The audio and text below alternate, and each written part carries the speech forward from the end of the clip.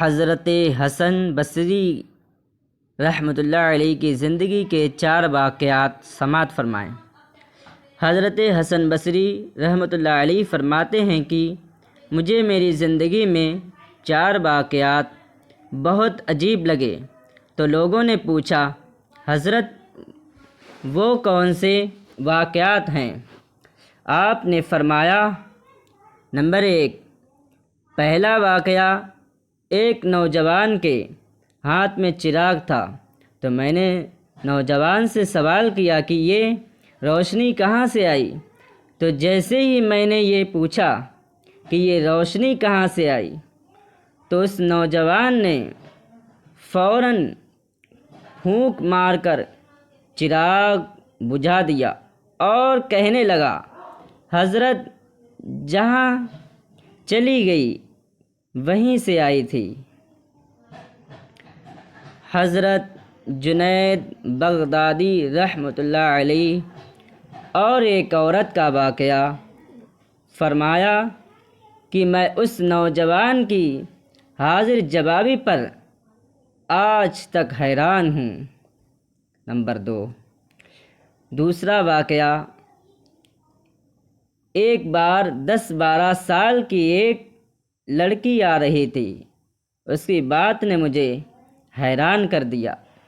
بارش ہوئی تھی، میں مسجد جا رہا تھا اور وہ بازار سے کوئی چیز لے کر آ رہی تھی۔ جب ذرا میرے قریب آئی تو میں نے کہا کہ بچی ذرا سنبھل کر قدم اٹھانا، کہیں پھسل نہ جانا۔ جب میں نے یہ کہا تو اس نے آگے سے جواب دیا، حضرت میں پھسل گئی تو مجھے نقصان ہوگا، آپ ذرا سنبھل کر قدم اٹھانا، اگر آپ پھسل گئے تو قوم کا کیا بنے گا؟ کہنے لگے، اس لڑکی کی بات مجھے آج تک یاد ہے۔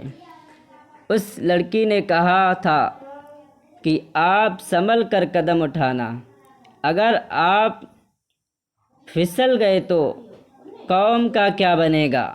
نمبر 3، تیسرا واقعہ، ایک بار میں نے ایک ہجڑے کو دیکھا، جب اسے پتہ چل گیا کہ میں نے اسے پہچان لیا ہے تو مجھ سے وہ کہنے لگا کہ میرا راز نہ کھولنا، اللہ تعالی قیامت کے دن تمہارے رازوں پر پردہ ڈالیں گے۔ چوتھا واقعہ، ایک آدمی نماز پڑھ رہا تھا، اس کے سامنے سے ایک عورت روتی ہوئی کھلے چہرے کھلے سر کے ساتھ اس کے آگے سے گزری۔ جب اس نے سلام پھیرا تو اس عورت پر بڑا ناراض ہوا کہ میں نماز پڑھ رہا تھا، تجھے شرم نہیں آئی؟ تجھے دھیان نہیں؟ ننگے سر کھلے چہرے کے ساتھ میرے سامنے سے گزر گئی۔ عورت نے پہلے تو معافی مانگی اور پھر معافی مانگ کر کہنے لگی، دیکھو میرے میاں نے مجھے طلاق دے دی ہے۔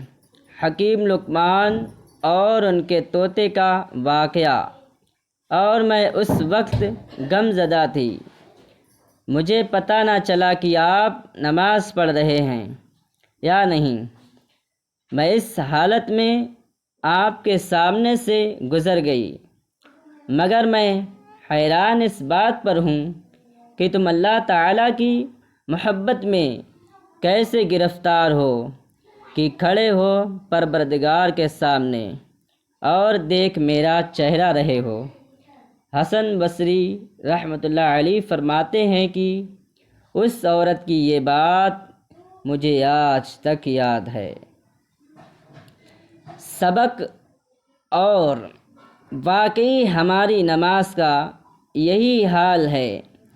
نیچے کی منزل پر اگر ہم نماز پڑھ رہے ہوں اور اوپر کی منزل میں کوئی ہمارا نام لے دے تو ہمیں نماز میں پتہ چل جاتا ہے کہ ہمارا نام پکارا گیا ہے۔